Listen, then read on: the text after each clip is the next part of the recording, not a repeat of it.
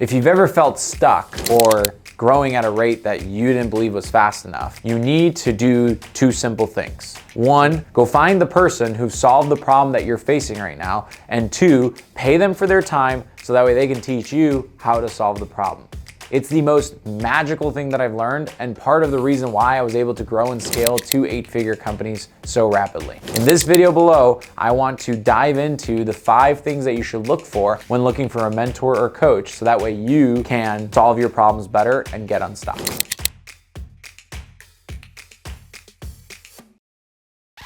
So a lot of people give me a lot of credit that is really not due to me. Most of what I do in life is go find people that have done it, see how they did it, copy those systems and implement them within my own life, my own businesses. Yeah, call me a copycat if you want, but it works absolutely incredible. There are 5 things to look for when you're evaluating somebody as a coach or a mentor. But before I dive into those 5 things, I do want to bust one specific myth. So everybody believes that they had to find the one coach that is the perfect visualization of who they want to become and just follow that one person. And that is very, very, very self-limiting. I think you need to find the person specifically to the problem, and you might have a group of people that are your coaches. So in my specific example, I went and found the restoration specific operations guru, which was Viola Management Associates, when I was growing the restoration operation. When it came to growing the software company, I chose Dan Martell as our software coach, as well as a few others. When I wanted to run a Spartan race, I went to a Spartan specific coach, a nutritionist,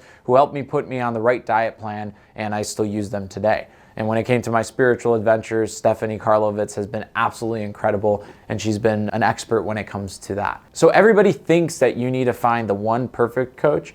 I think you need to find the team, and that people come and go from your life. Coaches come and go from your life depending on the problems that you're trying to solve. Now, let's dive into the 5 things that you need to look for when you hire each one of your coaches. The first one is an absolute must, and it is that they must have done what you're intending to do before. So you don't want to go get fitness advice from the person that doesn't have the body that you envision to eventually have.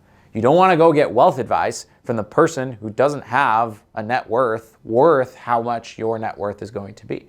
You want to find the coaches that have actually done and solved the challenges before, because there's a lot of gurus out there who have never done it, and they can give a lot of advice, but they haven't been in your shoes and they haven't been through that. The second thing you should look at is their personality and their beliefs overall. Just because the person has solved the problem before doesn't necessarily mean you guys are gonna go hold hands and go kumbaya and you're gonna learn from them. There must be a personality fit, and their beliefs and their vision on the greater good must be in alignment with yours. Otherwise, it's just a recipe for disaster. And a lot of times as mentees, we want to say, oh, well, no, that's just me and my belief isn't as important as this coach's. I'll just change my beliefs to match that of the coach's.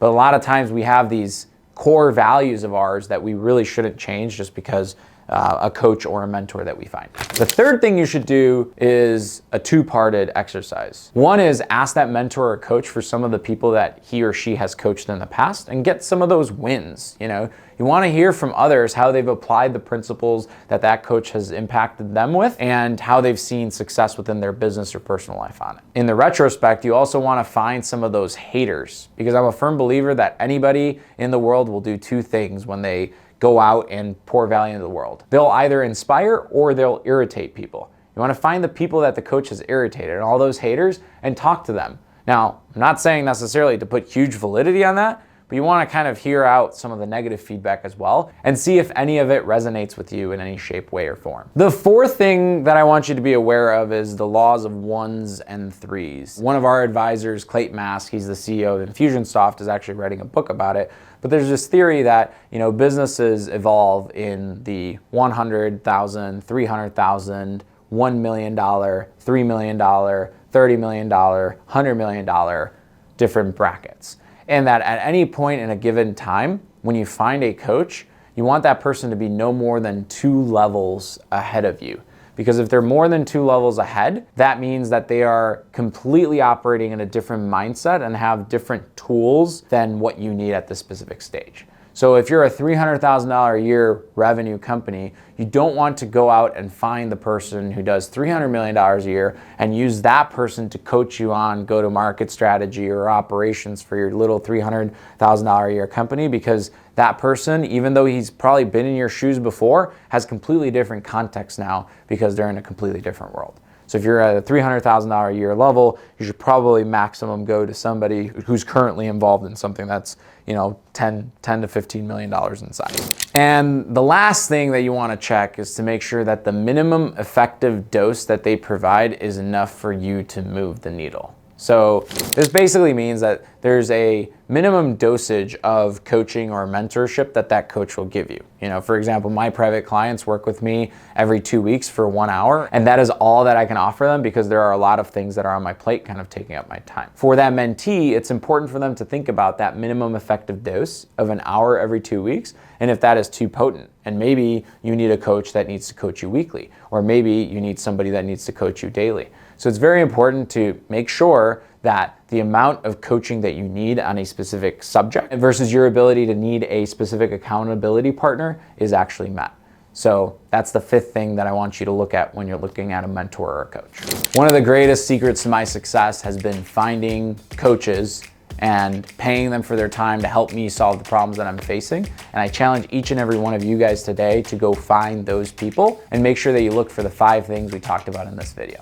If you like these videos and want to hear more, please hit that subscribe button and the notification bell, as I will be sharing a lot more information just like this. Talk to you guys soon.